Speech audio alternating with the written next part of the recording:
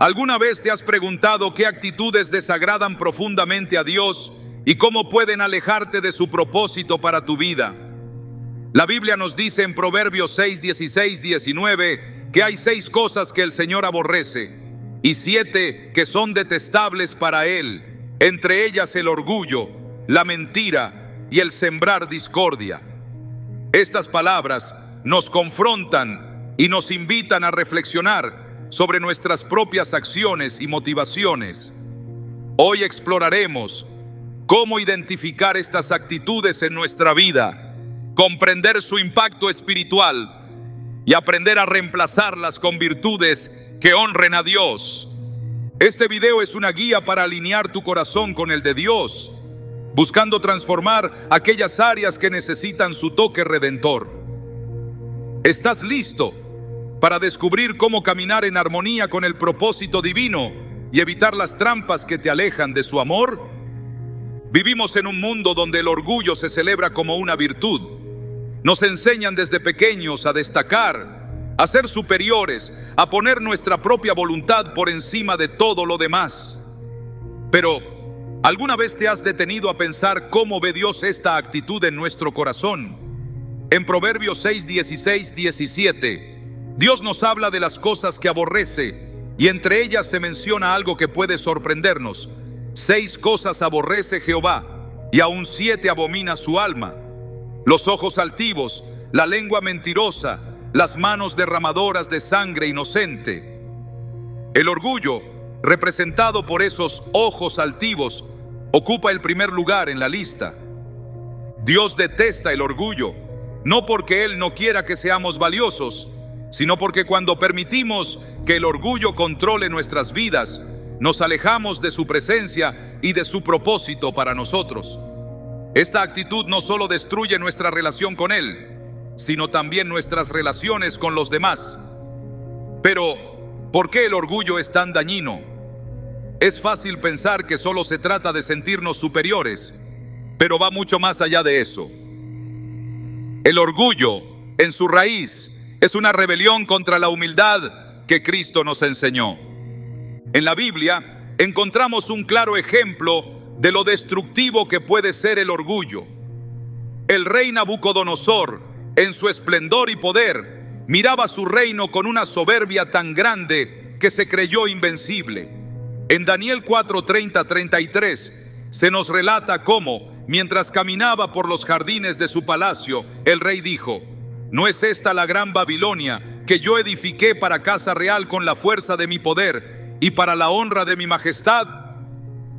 En ese momento una voz del cielo lo interrumpió, diciéndole que sería despojado de su reino y viviría como un animal hasta reconocer que el Altísimo tiene dominio sobre el reino de los hombres. El orgullo de Nabucodonosor no solo le costó el trono, sino también su salud mental, porque se alejó de la verdad fundamental. Todo lo que tenemos y somos es un regalo de Dios, no un logro propio.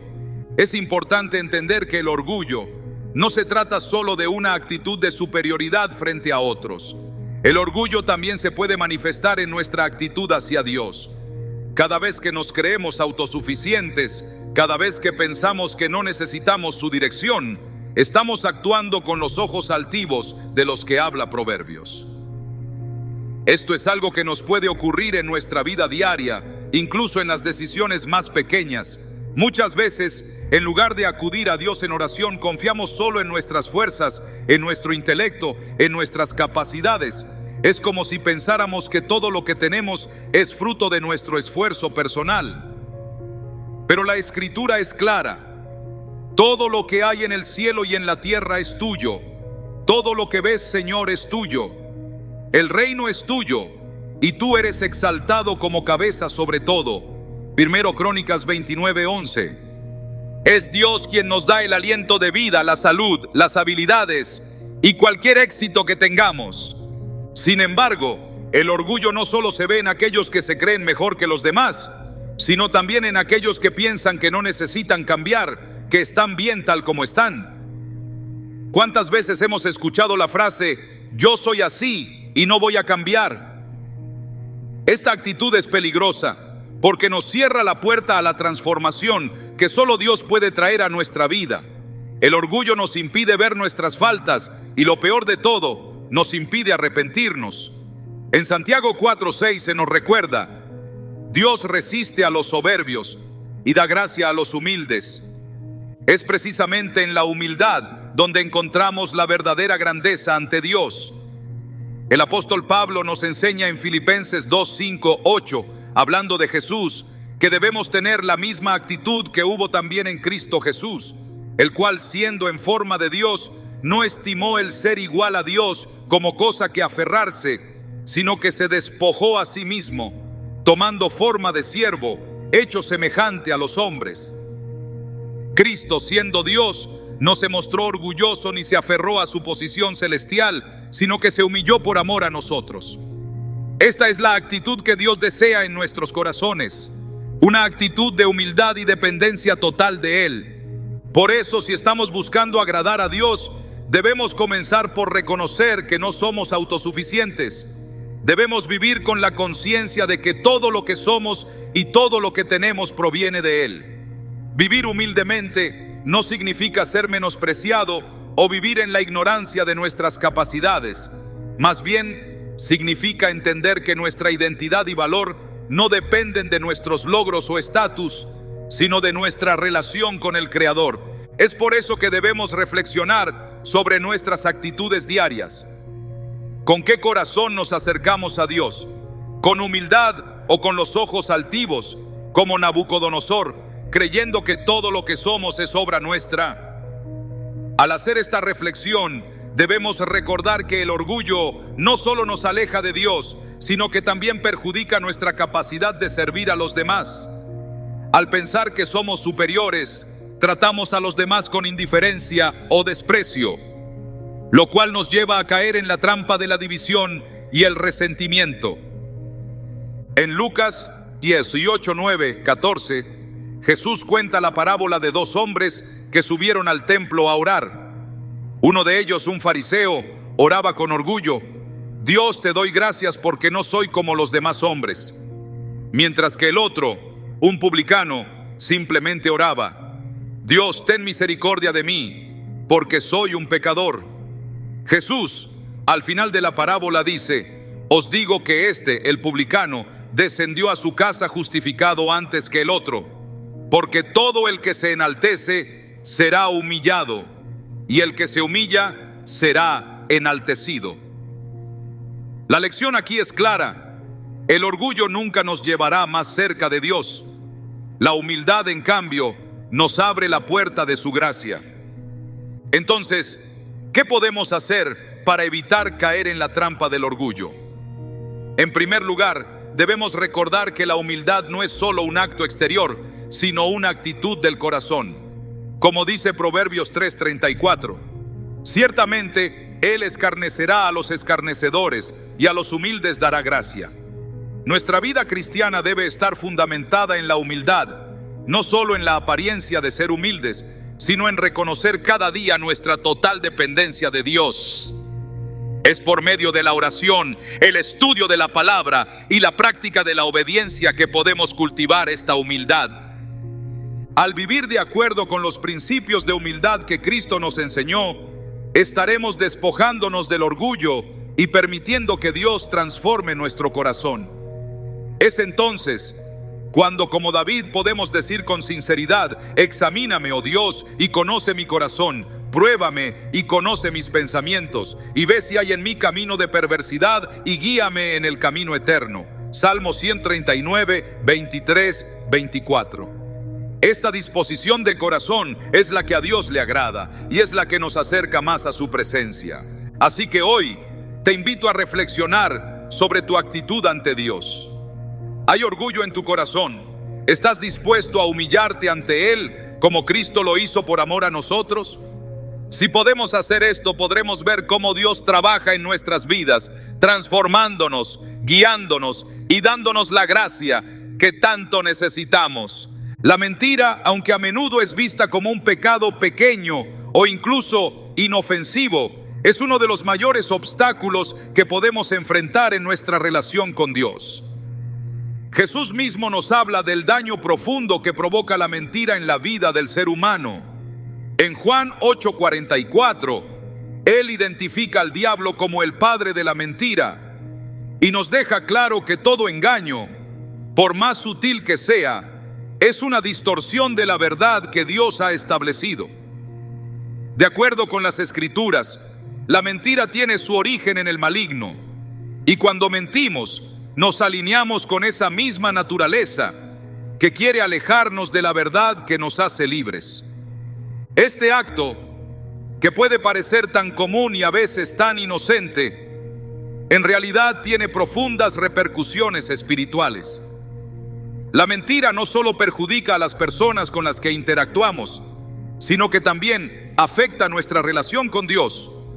¿Cómo podemos esperar tener comunión con aquel que es la verdad misma cuando permitimos que el engaño habite en nuestros corazones?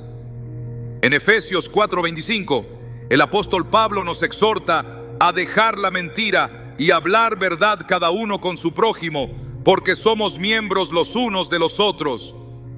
Esta llamada a la sinceridad no es solo un mandato moral, sino un principio espiritual.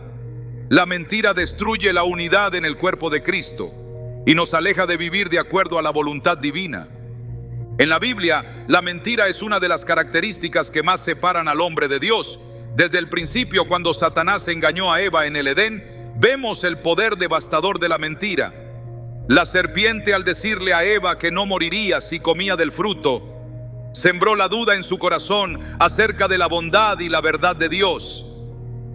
En Génesis 3, 4, 5 dice: no moriréis, sino que sabe Dios que el día que comáis de él, serán abiertos vuestros ojos, y seréis como Dios, sabiendo el bien y el mal.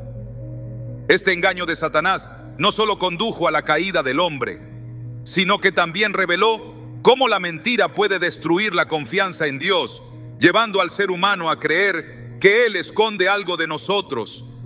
A partir de ese momento, la mentira no solo se convirtió en una herramienta de Satanás para alejarnos de la verdad, sino en una barrera que impide que experimentemos la plena comunión con Dios.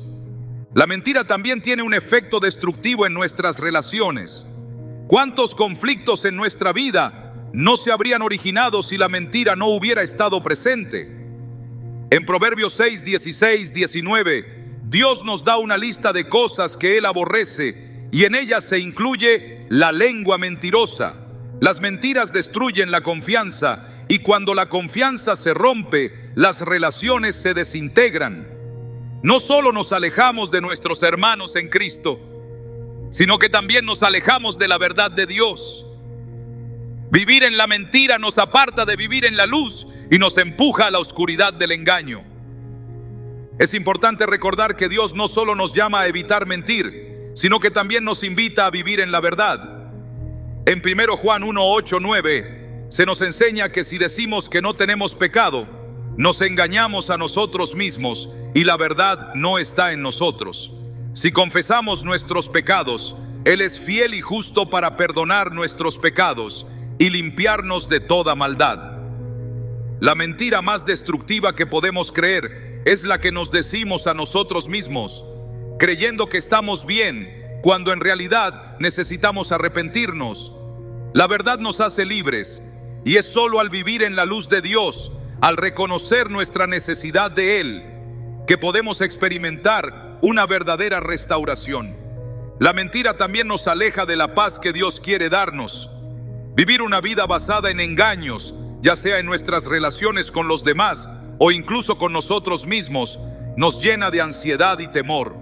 No hay paz en el corazón de aquel que vive en la mentira, pues siempre hay una lucha interna entre lo que se sabe que es cierto y lo que se dice que es cierto.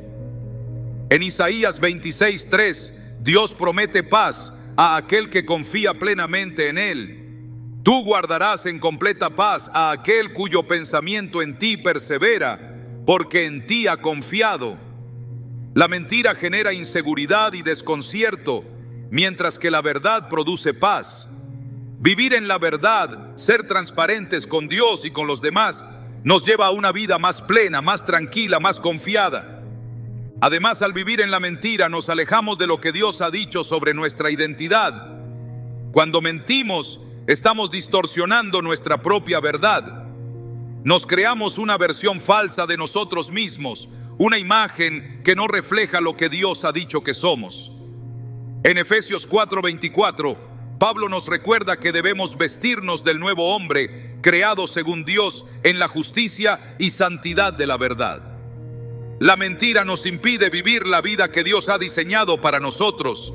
Nos pone en una posición de engaño, no solo ante los demás, sino también ante nosotros mismos. El cristiano llamado a vivir en la verdad, porque esa es la única forma en que podemos ser verdaderamente libres. Lo que está en juego aquí no es solo un comportamiento moral, sino nuestra relación misma con Dios. Dios quiere que vivamos en la verdad porque Él mismo es la verdad. Jesús en Juan 14:6 dice: Yo soy el camino, la verdad y la vida. Nadie viene al Padre sino por mí. Si deseamos acercarnos a Dios, si queremos vivir una vida que glorifique su nombre, debemos vivir en la verdad. La mentira no tiene cabida en la vida de un creyente, porque la mentira es lo opuesto a la verdad de Dios. Es necesario que hoy reconozcamos cómo la mentira ha afectado nuestras vidas. Tal vez, como tantos otros, hemos caído en la tentación de mentir en pequeños detalles, creyendo que no es algo grave. Pero la mentira siempre tiene consecuencias, siempre nos separa de la verdad. Es por eso que al reconocer esta actitud que Dios aborrece, debemos arrepentirnos sinceramente y buscar vivir conforme a su verdad. La verdad nos trae libertad, nos trae paz y sobre todo nos acerca a Dios. En resumen, la mentira no es algo que simplemente podamos ignorar o minimizar. Es una actitud que, aunque nos parezca inofensiva, tiene un impacto profundo en nuestra relación con Dios, con los demás e incluso con nosotros mismos. Hoy, si has caído en el engaño, recuerda que Dios es fiel y justo para perdonar. Él no solo quiere que vivamos en la verdad, sino que en su misericordia está dispuesto a restaurarnos cuando nos volvemos a Él con un corazón sincero. La verdad finalmente es lo que nos trae la libertad que Jesús nos prometió. No hay mayor bendición que vivir en la luz de la verdad, porque solo entonces podemos caminar en la paz de Dios. A lo largo de las Escrituras, uno de los comportamientos más condenados por Dios es la hipocresía. Es una actitud que pone en evidencia una desconexión entre lo que profesamos ser y lo que realmente somos. La hipocresía es una máscara, una falsa fachada que creamos para ocultar nuestra verdadera naturaleza. Jesús mismo fue muy directo al confrontar a los fariseos y a los escribas por su hipocresía, señalando que se preocupaban más por las apariencias externas que por lo que realmente estaba en sus corazones.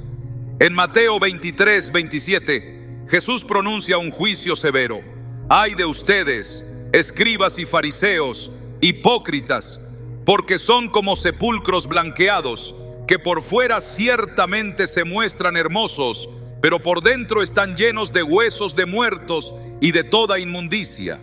Este versículo revela el contraste entre lo que el ser humano ve y lo que Dios realmente ve en el corazón. La hipocresía es un tema recurrente en el ministerio de Jesús, y Él la denuncia con una contundencia que nos llama a la reflexión. El hecho de que Jesús dirigiera estas palabras a los líderes religiosos de su tiempo muestra la gravedad de este pecado. Para ellos la apariencia lo era todo. Era más importante que el pueblo los viera como hombres de Dios, que vivir según el verdadero corazón de la ley. Sin embargo, en el reino de Dios, las apariencias no son lo que cuentan. Lo que importa es la sinceridad del corazón. El ser humano puede engañar a otros con palabras y comportamientos que parecen piadosos, pero no puede engañar a Dios, que ve lo más profundo de nuestro ser. La hipocresía es, por tanto, una actitud que desagrada a Dios, porque distorsiona la verdad y nos impide vivir auténticamente. En el Antiguo Testamento, Dios también muestra su aversión a la hipocresía. En Isaías 29:13, se nos dice: este pueblo se acerca a mí con su boca y con sus labios me honra, pero su corazón está lejos de mí. Es fácil caer en la trampa de la apariencia religiosa, de hacer las cosas de manera externa para que otros vean nuestra devoción. Pero el verdadero propósito de nuestro caminar con Dios es transformar el corazón, no simplemente seguir rituales vacíos. En este pasaje, Dios deja claro que lo que Él busca no es la forma, sino la sinceridad interna.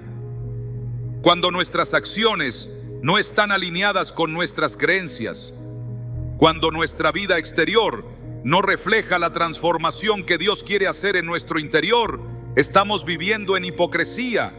Esta es una actitud que Dios aborrece, porque no refleja la verdadera naturaleza de su reino, que se basa en la verdad, la honestidad y la integridad. El apóstol Pablo también aborda la hipocresía en varias de sus cartas, advirtiendo a la iglesia contra el peligro de vivir una vida doble.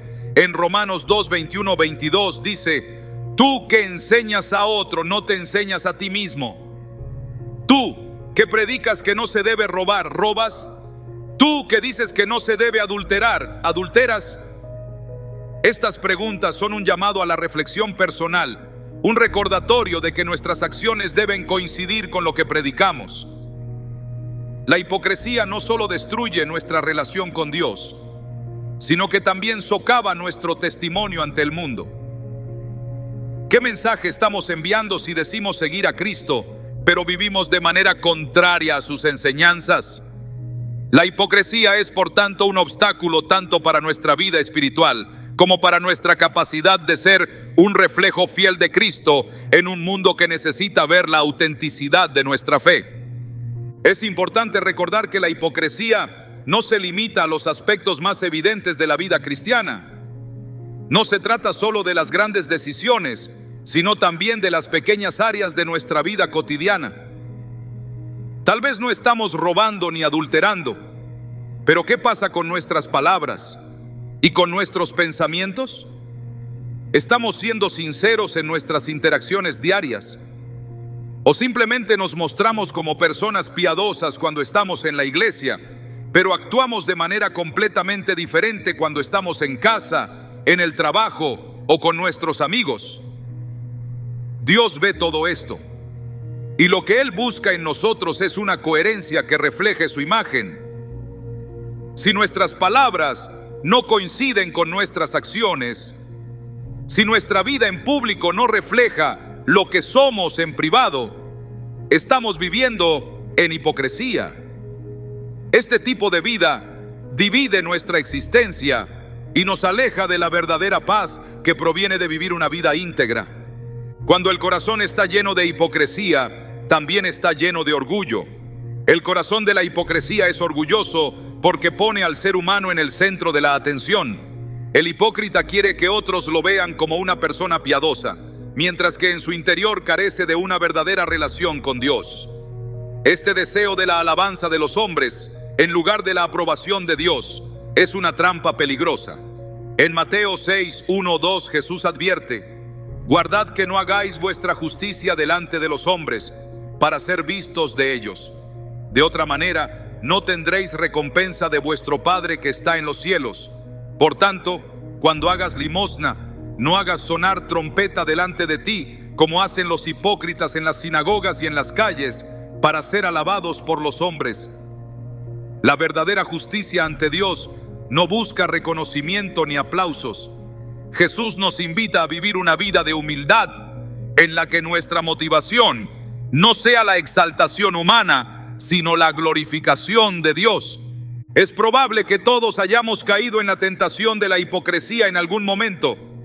Tal vez al mostrar una cara amable en la iglesia mientras guardamos rencor en el corazón, o al compartir nuestras oraciones con los demás para obtener su aprobación en lugar de hacerlo con un corazón sincero hacia Dios. Pero el llamado de Dios es a la autenticidad. Él no nos invita a ser perfectos, nos invita a ser reales. En 1 Juan 1:9, el apóstol nos recuerda que si confesamos nuestros pecados, Él es fiel y justo para perdonarnos nuestros pecados y limpiarnos de toda maldad. No necesitamos ponernos una máscara para acercarnos a Dios. En cambio, Él nos llama a venir como somos, con nuestros errores, nuestras luchas, pero también con un corazón dispuesto a ser transformado por su gracia. Es solo cuando vivimos con esta sinceridad que podemos experimentar la verdadera libertad que Cristo ofrece. La hipocresía también destruye nuestra relación con los demás. Como cristianos, estamos llamados a ser luz en un mundo oscuro, pero cuando vivimos en contradicción, enviamos un mensaje erróneo a los que nos rodean. ¿Cómo podemos invitar a otros a conocer a Cristo si no estamos viviendo de acuerdo con lo que Él enseñó? Nuestra vida debe ser un testimonio genuino de la gracia y el poder de Dios.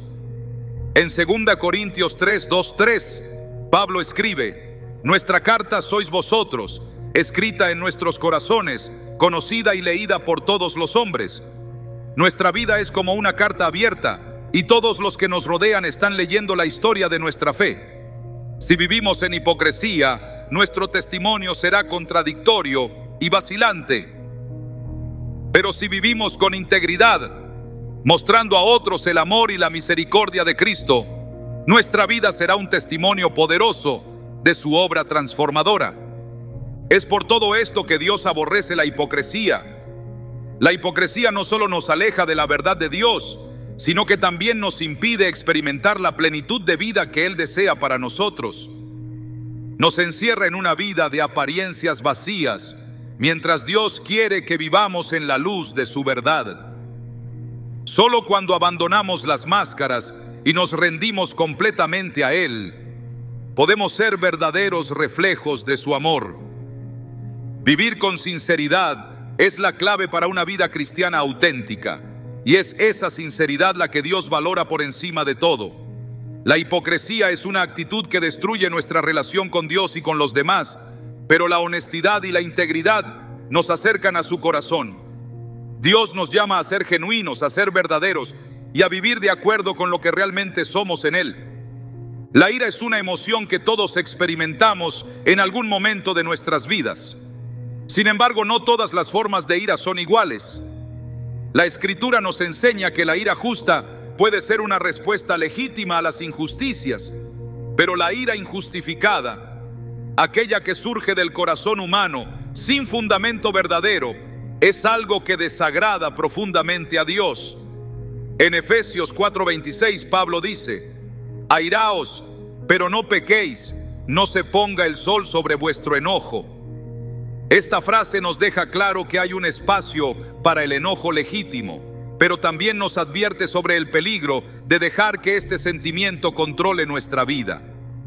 Es en la ira injustificada, la que surge de la frustración, el orgullo o la falta de perdón, donde comenzamos a alejarnos de la voluntad de Dios. Cuando permitimos que la ira nos domine, nos estamos alejando del propósito divino para nuestras vidas. La ira injustificada es destructiva. En Proverbios 14:17 se nos dice: el que es iracundo hace locuras, y el hombre de malas obras es aborrecido. La ira que no está bajo el control de Dios no solo daña nuestras relaciones con los demás, sino que también corrompe nuestra paz interior. Cuando permitimos que este sentimiento nos gobierne, comenzamos a tomar decisiones impulsivas, a herir a quienes amamos y a crear una distancia emocional con aquellos que nos rodean. No importa cuán justificados podamos sentirnos, la ira descontrolada nos arrastra hacia el pecado.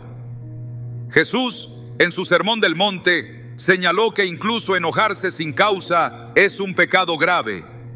En Mateo 5:22, Él nos advierte: pero yo os digo que cualquiera que se enoje contra su hermano será culpable de juicio. Estas palabras son un desafío para todos nosotros, porque nos llaman a una introspección profunda sobre el estado de nuestro corazón. Si la ira es una reacción natural ante un agravio, lo que importa es cómo respondemos a ella. ¿Buscamos el perdón y la reconciliación o nos dejamos consumir por el enojo? Es importante señalar que la ira injustificada se basa en la injusticia percibida, pero rara vez tiene que ver con la verdadera justicia de Dios. Cuando nos dejamos llevar por el enojo sin un propósito correcto, solemos responder desde nuestro propio ego. Nos enojamos porque creemos que nuestros derechos han sido violados, que nuestra reputación ha sido mancillada o que nuestras expectativas no se han cumplido. Pero el Evangelio nos enseña un principio completamente diferente: la humildad y el perdón. En Mateo 18, 21, 22, Pedro se acerca a Jesús y le pregunta cuántas veces debe perdonar a su hermano, sugiriendo hasta 7 veces. Jesús le responde: no te digo hasta 7, sino hasta 70 veces 7. Jesús nos muestra que la verdadera medida de la justicia es la misericordia. La ira que no está guiada por la compasión de Cristo rápidamente se convierte en un obstáculo para vivir en paz con Dios y con los demás. El ejemplo de la vida de Jesús es un testimonio poderoso sobre cómo manejar la ira. Jesús, siendo completamente divino y humano, experimentó la ira, especialmente cuando vio el pecado y la corrupción, como cuando expulsó a los mercaderes del templo. Mateo 21, 12, 13. Sin embargo, su ira no era destructiva, sino motivada por el celo por la santidad de la casa de Dios. Jesús no usó su ira para herir a otros, sino para corregir el mal y restaurar el orden. Su enfoque nos enseña que la ira no es en sí misma un pecado, sino que el problema radica en cómo la gestionamos. Cuando Jesús mostró ira, lo hizo con un propósito divino, en busca de la justicia de Dios, pero nunca actuó desde el ego personal ni permitió que su ira le despojara de su carácter lleno de compasión y amor. Este es un modelo que debemos seguir. La ira injustificada, aquella que surge de la ofensa personal y no del celo por la gloria de Dios, es lo que debemos evitar. En nuestra vida diaria, la ira injustificada puede surgir de muchas formas. Quizás un amigo nos ha fallado, un familiar nos ha herido o una situación en el trabajo nos provoca frustración. En momentos así, la tentación de ceder a la ira puede ser fuerte. Sin embargo, debemos recordar lo que la Escritura nos enseña. En Colosenses 3:8, Pablo nos exhorta: pero ahora dejad también vosotros todas estas cosas: ira, enojo, malicia, blasfemia, palabras deshonestas de vuestra boca. El enojo y la ira son venenos que corrompen no solo nuestra relación con los demás, sino también nuestra relación con Dios. En lugar de dejarnos llevar por la frustración, la clave está en reconocer la soberanía de Dios sobre todas las circunstancias. Si realmente creemos que Dios está en control, entonces podemos soltar nuestra ira y confiar en que Él se encargará de las injusticias de este mundo. A veces, la ira no es solo el resultado de lo que otros nos hacen, sino también de nuestra percepción de la vida misma. Vivimos en un mundo lleno de injusticia, sufrimiento y dolor. Es fácil caer en la tentación de sentir ira ante tantas cosas que nos parecen inaceptables. Sin embargo, cuando dejamos que esa ira se convierta en un resentimiento profundo, nos alejamos de la paz que Dios quiere darnos. En Filipenses 4, 6, 7, Pablo nos recuerda: por nada estéis afanosos, sino que en todo, por oración y súplica con acción de gracias, sean dadas a conocer vuestras peticiones delante de Dios. Y la paz de Dios, que sobrepasa todo entendimiento, guardará vuestros corazones y vuestros pensamientos en Cristo Jesús. La paz de Dios es la respuesta a la ira injustificada. Cuando llevamos nuestros problemas y frustraciones a Dios en oración, Él nos da la capacidad de perdonar, de soltar y de vivir en la paz que solo Él puede ofrecer. La ira es un obstáculo para esa paz, pero la gracia de Dios tiene el poder de sanarnos y liberarnos de ella. La ira injustificada también nos aleja de la reconciliación. La Escritura nos llama a vivir en paz con todos, si es posible. Romanos 12:18 dice: si es posible, en cuanto dependa de vosotros, estad en paz con todos los hombres. La ira no solo destruye nuestra paz interior, sino que también fractura nuestras relaciones con los demás. La reconciliación es una de las piedras angulares del cristianismo, porque es en la reconciliación donde reflejamos el amor y el perdón de Dios. Jesús murió para reconciliarnos con el Padre, y esa misma reconciliación debe manifestarse en nuestras relaciones interpersonales. Cuando permitimos que la ira se apodere de nosotros, estamos construyendo muros que separan. Pero cuando elegimos perdonar, elegimos construir puentes de paz. El llamado que Dios nos hace es a ser agentes de paz en un mundo lleno de caos. Jesús mismo es llamado el príncipe de paz y nos invita a seguir su ejemplo. El camino de la paz no es fácil, pero es el camino que nos lleva a una vida plena y en armonía con la voluntad de Dios. La ira injustificada es un impedimento para este propósito divino. Nos aleja de la paz, nos separa de los demás y nos impide vivir como verdaderos discípulos de Cristo. Por lo tanto, la invitación de Dios es clara. Abandona la ira, busca la reconciliación y permite que su paz gobierne tu corazón. El perdón es uno de los pilares fundamentales de la fe cristiana. Jesús nos enseñó a perdonar, no solo como una opción, sino como un mandato.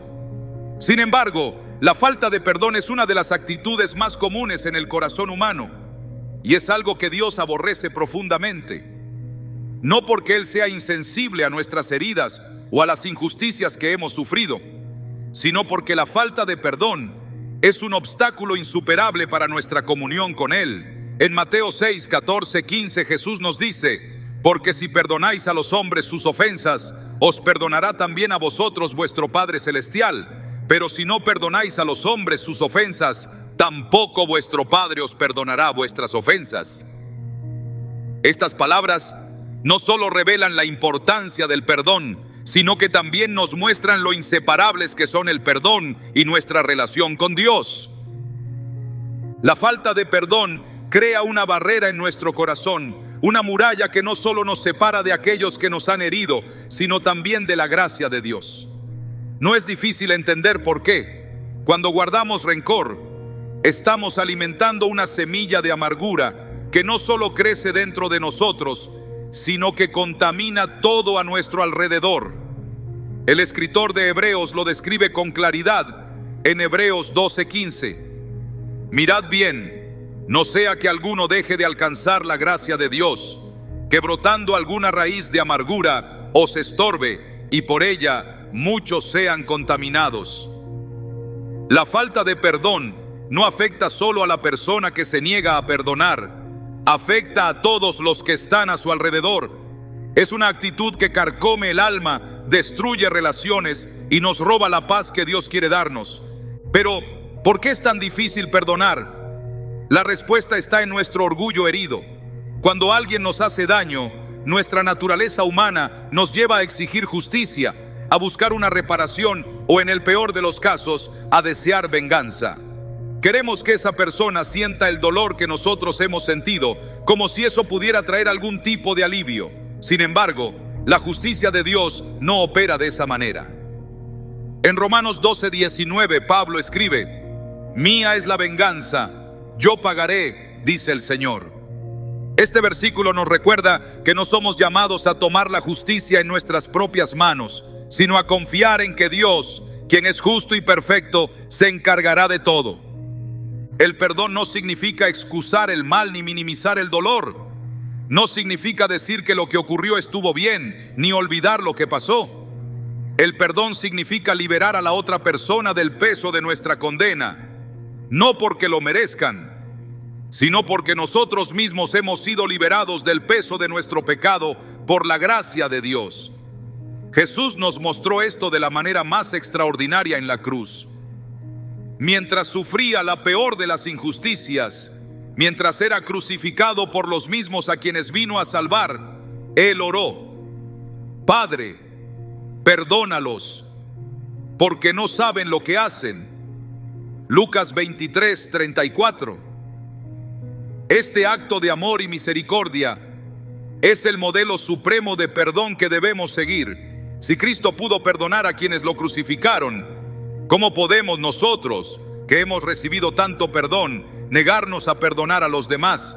Sin embargo, la falta de perdón no siempre es un acto consciente. Muchas veces ni siquiera nos damos cuenta de que estamos guardando rencor. Tal vez hemos aprendido a convivir con ese dolor, a enterrarlo profundamente en nuestro corazón, hasta el punto de que parece que ya no está allí. Pero el rencor tiene una manera de manifestarse, ya sea en nuestra actitud hacia los demás, en nuestras palabras o incluso en nuestra relación con Dios. Cuando no perdonamos, nos estamos aferrando a una carga que no está diseñada para que llevemos. Jesús nos invita a entregarle nuestras cargas, a soltar ese peso y a encontrar descanso en Él. En Mateo 11:28, Él nos dice: venid a mí todos los que estáis trabajados y cargados, y yo os haré descansar. El perdón es una forma de descanso, una liberación que nos permite vivir en la libertad que Cristo compró para nosotros en la cruz. La falta de perdón también afecta nuestra vida espiritual. No podemos acercarnos a Dios con un corazón lleno de rencor. Jesús lo dejó claro en Mateo 5:23-24. Por tanto, si traes tu ofrenda al altar y allí te acuerdas de que tu hermano tiene algo contra ti, deja allí tu ofrenda delante del altar y anda. Reconcíliate primero con tu hermano y entonces ven y presenta tu ofrenda. Dios no está interesado en nuestras ofrendas si nuestro corazón no está alineado con su voluntad. La reconciliación con nuestros hermanos es una condición necesaria para nuestra relación con Dios. No podemos pedirle a Dios que perdone nuestras fallas mientras nos negamos a perdonar a quienes nos han fallado. En la parábola del siervo malvado, Jesús ilustra la gravedad de la falta de perdón. En Mateo 18:23-35, un rey perdona a su siervo una deuda impagable, pero ese mismo siervo se niega a perdonar a otro que le debía una cantidad mucho menor. Cuando el rey se entera, revoca su perdón y castiga al siervo por su falta de misericordia. Jesús concluye la parábola con estas palabras: así también mi Padre Celestial hará con vosotros si no perdonáis de corazón cada uno a su hermano sus ofensas. Este relato es una advertencia solemne para todos nosotros. El perdón no es opcional, es una condición de la gracia que hemos recibido. Si hemos sido perdonados, estamos llamados a perdonar. El perdón, aunque difícil, es un acto liberador. No solo libera a la otra persona de nuestra condena, sino que también nos libera a nosotros mismos de la carga del rencor. Es un regalo que damos, pero que también recibimos. Cuando perdonamos, estamos reflejando el carácter de Dios, estamos viviendo según el ejemplo de Cristo y estamos permitiendo que su paz llene nuestro corazón. En Colosenses 3:13, Pablo nos exhorta: soportándoos unos a otros y perdonándoos unos a otros si alguno tuviere queja contra otro. De la manera que Cristo os perdonó, así también hacedlo vosotros. Este versículo nos recuerda que el perdón no es algo que hacemos por nuestra cuenta. Es una respuesta al perdón que ya hemos recibido de Cristo. Hoy, si estás luchando con la falta de perdón, te invito a reflexionar sobre la cruz. Recuerda el precio que Jesús pagó por tus pecados, el amor inmenso que mostró al perdonarte. Deja que ese amor transforme tu corazón y te dé la fuerza para perdonar a quienes te han herido. No permitas que la falta de perdón sea un obstáculo en tu relación con Dios. Entrégale ese rencor, permite que Él sane tus heridas y experimenta la libertad que solo el perdón puede traer. Porque cuando perdonamos, no solo liberamos a la otra persona, nos liberamos a nosotros mismos para vivir en la plenitud de la gracia de Dios. La avaricia es una trampa silenciosa, un anhelo insaciable que promete satisfacción, pero deja el alma vacía. Es el deseo constante de más, una búsqueda interminable que en lugar de acercarnos a la plenitud, nos aleja de ella. La Biblia habla claramente sobre este peligro. En 1 Timoteo 6:10 se nos advierte: porque raíz de todos los males es el amor al dinero, el cual codiciando algunos se extraviaron de la fe y fueron traspasados de muchos dolores. La avaricia no es simplemente un deseo de posesiones materiales, es un estado del corazón que nunca se siente satisfecho. Es poner nuestra confianza y esperanza en las cosas terrenales en lugar de en Dios, el único que puede llenar el vacío que hay en nuestras almas. Es fácil pensar que la avaricia solo afecta a quienes tienen grandes riquezas, pero no es así. La avaricia puede encontrarse en cualquier lugar, en cualquier persona, independientemente de su situación económica. Es el deseo insaciable de tener más, de poseer lo que no necesitamos, de acumular sin propósito. Jesús habló de esto en Lucas 12:15 diciendo: mirad y guardaos de toda avaricia, porque la vida del hombre no consiste en la abundancia de los bienes que posee. Estas palabras son un recordatorio de que la verdadera vida no se encuentra en lo que tenemos, sino en quienes somos en Cristo.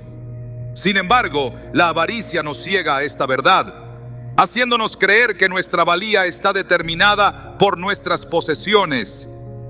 La parábola del rico insensato en Lucas 12, 16, 21 ilustra perfectamente el peligro de la avaricia. Jesús cuenta la historia de un hombre que tenía campos que producían en abundancia. Este hombre, en lugar de compartir su riqueza o usarla para un propósito mayor, decidió construir graneros más grandes para almacenar todo lo que tenía. Se dijo a sí mismo: alma, muchos bienes tienes guardados para muchos años. Repósate, come, bebe, regocíjate. Pero Dios le dijo: necio, esta noche vienen a pedirte tu alma, y lo que has provisto, ¿de quién será? Este relato nos muestra cómo la avaricia nos lleva a vivir una vida centrada en nosotros mismos, acumulando para nuestro propio placer, sin pensar en los demás ni en lo que realmente importa. La vida del rico insensato terminó abruptamente, y todo lo que había acumulado quedó atrás. Así es la avaricia. Nos promete seguridad y felicidad, pero al final no nos da nada más que vacío y pérdida. La avaricia no solo afecta nuestra relación con Dios, sino también nuestras relaciones con los demás. Nos hace competir, compararnos y desconfiar de quienes nos rodean. Nos lleva a tratar a las personas como medios para un fin, como obstáculos en el camino hacia nuestras metas.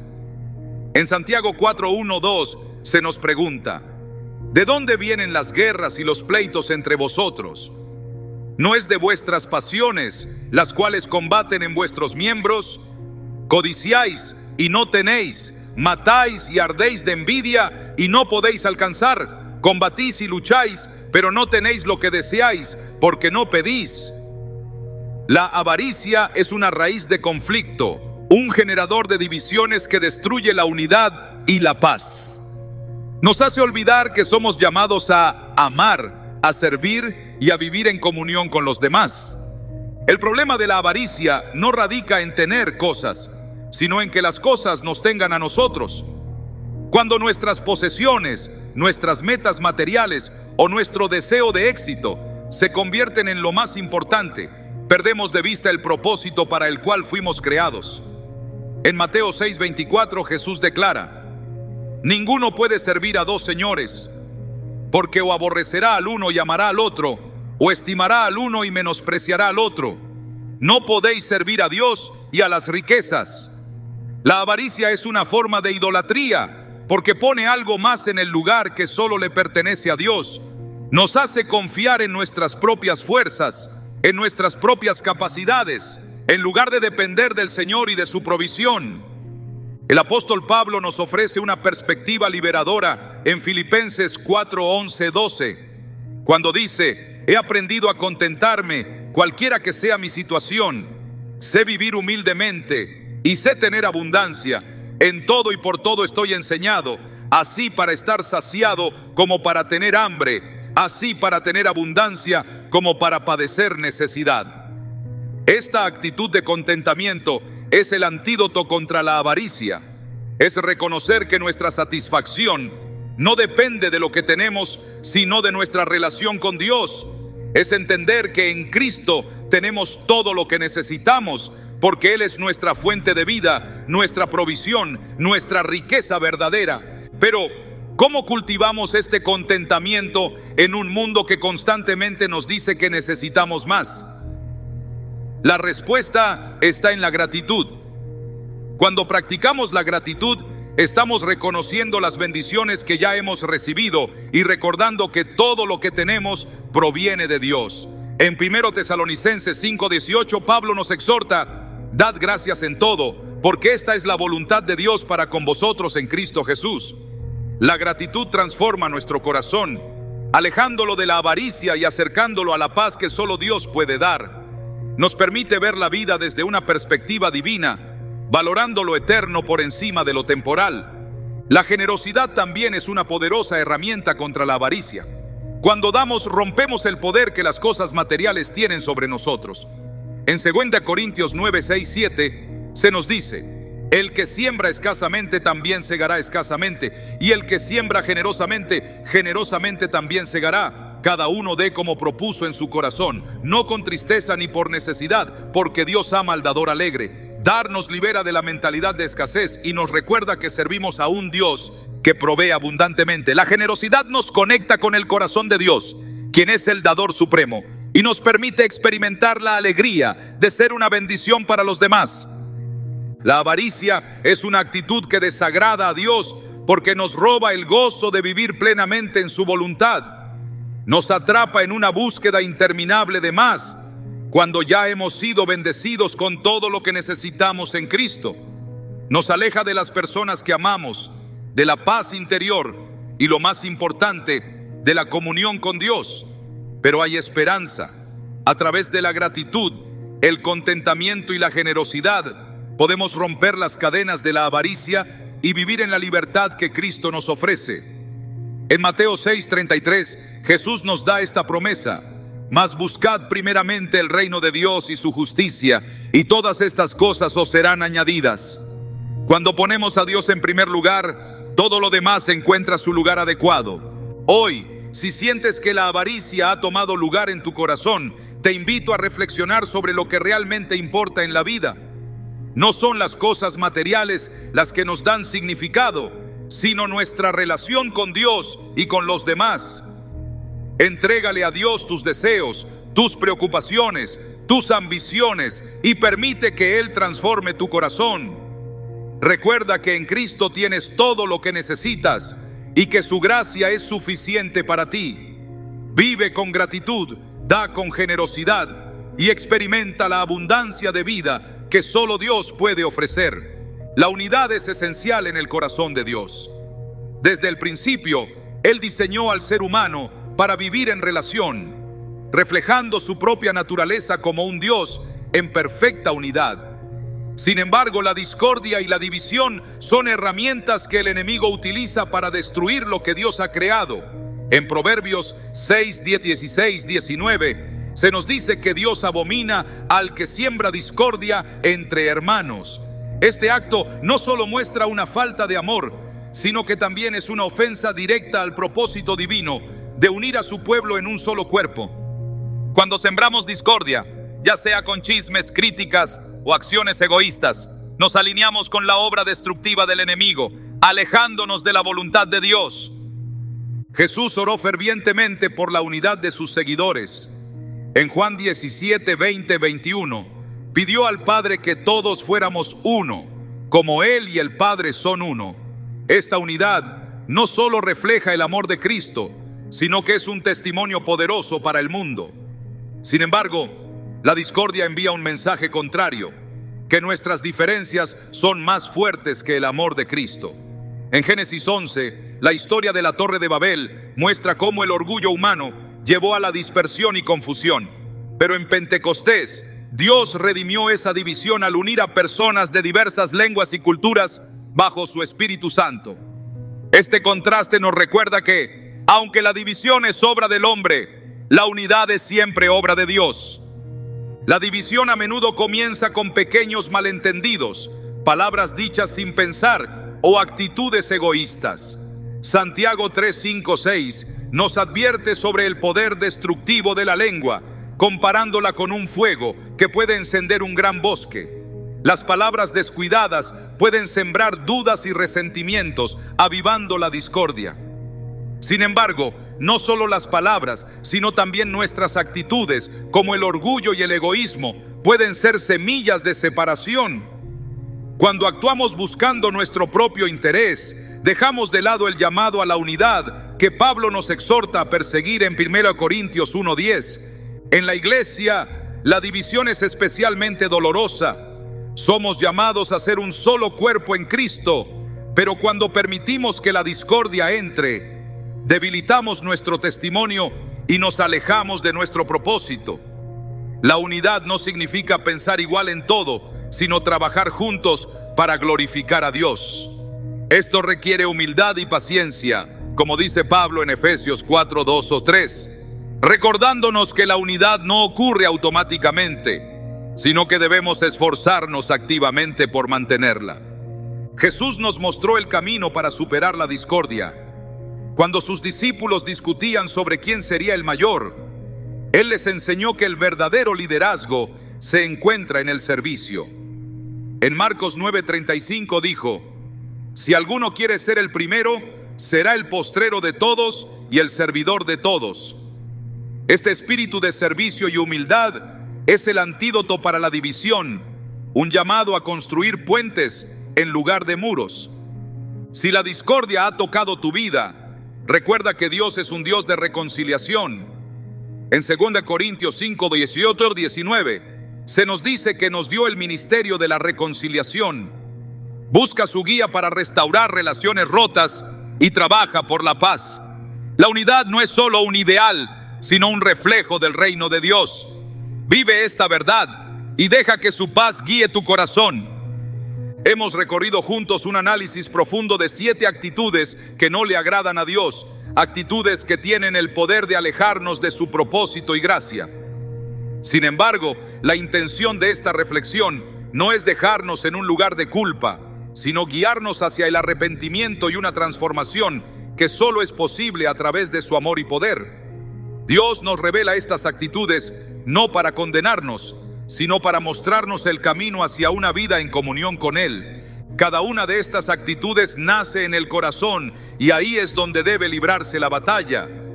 Jesús lo dejó claro en Mateo 15:18-19. Pero lo que sale de la boca, del corazón sale, y esto contamina al hombre.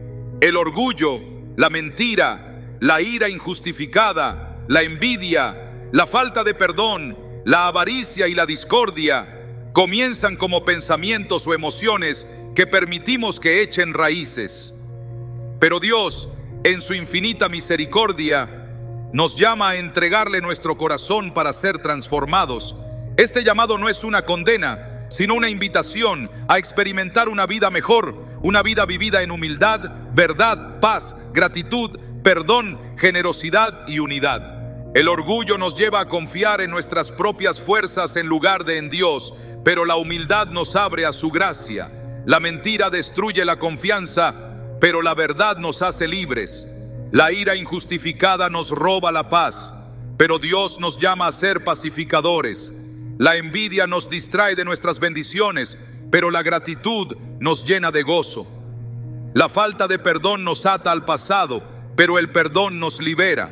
La avaricia promete satisfacción, pero solo la generosidad nos acerca a la verdadera riqueza.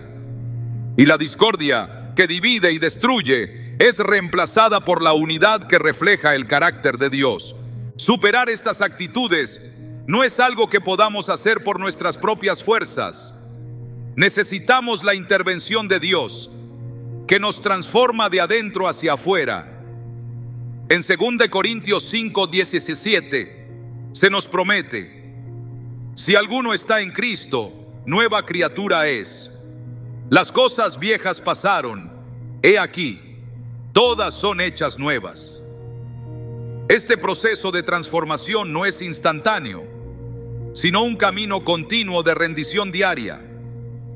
Dios nos llama a renovarnos constantemente en su palabra, como dice Romanos 12:2. No os conforméis a este siglo, sino transformaos por medio de la renovación de vuestro entendimiento. Además, la comunidad de fe juega un papel vital.